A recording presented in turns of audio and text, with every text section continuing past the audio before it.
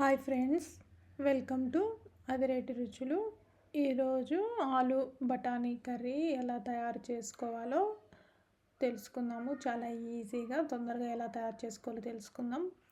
ఈ బఠానీ కర్రీ చపాతీ, పుల్కా, అలాగే బగారా రైస్, వెజిటేబుల్ పులావ్లోకి చాలా టేస్టీగా ఉంటుంది. ఒకసారి మీరు కూడా ట్రై చేసి చూడండి. ముందుగా ప్రాసెస్లోకి వెళ్దాం. నేను ఇక్కడ 2 ఆలుల్ని ఉడికించి పెట్టుకున్నాను, అలాగే బఠానీలు కూడా ఉడికించి పెట్టుకున్నాను. ఇప్పుడు ఒక మిక్సీ జార్ తీసుకొని అందులోకి కొంచెం కొబ్బరి ముక్కలు వేసుకుందాము, పచ్చి కొబ్బరి ముక్కలు. అలాగే ఇందులోకి 6-7 జీడిపప్పులు,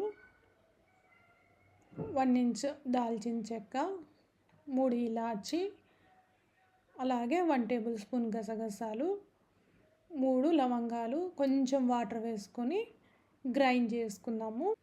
ఇలా మెత్తగా గ్రైండ్ చేసుకున్న తర్వాత ఇందులోకి 1 టేబుల్ స్పూన్ అల్లం వెల్లుల్లి పేస్ట్ కూడా వేసుకొని మెత్తగా గ్రైండ్ చేసుకొని పక్కకు పెట్టేసుకుందాము. ఇప్పుడు స్టవ్ వెలిగించి ప్యాన్ పెట్టుకొని ఇందులోకి 2 టేబుల్ స్పూన్ల ఆయిల్ వేసుకుందాము. ఇప్పుడు ఆయిల్ వేడెక్కింది. ఇందులోకి ఒక చిన్న ఉల్లిపాయ సన్నగా కట్ చేసుకొని వేసుకుందాం. అలాగే ఒకటి సన్నగా పొడవుగా కట్ చేసి పెట్టుకున్న పచ్చిమిర్చి కూడా వేసుకొని ఒకసారి బాగా కలిపేసుకొని ఇందులోకి 1/2 టేబుల్ స్పూన్ జీరా, అలాగే 1/2 టేబుల్ స్పూన్ ఆవాలు కూడా వేసుకొని ఆనియన్ కలర్ చేంజ్ అయ్యేంత వరకు వేయించుకుందాము. ఇప్పుడు ఆనియన్ వేగిపోయింది. ఇందులోకి ఒక రెమ్మ కరివేపాకు కూడా వేసుకొని వేయించుకుందాము. ఈ కరివేపాకు అన్నీ వేయించుకున్న తర్వాత ఇందులోకి బాగా పండిన 2 మీడియం సైజ్ టమాటాస్ని ఇలా సన్నగా కట్ చేసుకొని మెత్తగా అయ్యేంత వరకు వేయించుకుందాము. ఇలా వేగిన తర్వాత ఇందులోకి మనం ముందుగా గ్రైండ్ చేసి పెట్టుకున్న మసాలా పేస్ట్ని కూడా వేసుకొని బాగా కలిపేసుకుందాము. ఇందులోకి 1/2 టేబుల్ స్పూన్ పసుపు, అలాగే 1 టేబుల్ స్పూన్ కారము, రుచికి సరిపడినంత సాల్ట్, 1 టేబుల్ స్పూన్ ధనియా పౌడర్, అలాగే 1/2 టేబుల్ స్పూన్ జీరా పౌడర్, ఇవన్నీ వేసి ఒకసారి బాగా కలుపుకుందాం. ఈ మసాలా మొత్తం వేగి ఇందులోని ఆయిల్ బయటకు వచ్చేంత వరకు వేయించుకుందాం. ఇప్పుడు మసాలా మొత్తం వేగిపోయింది.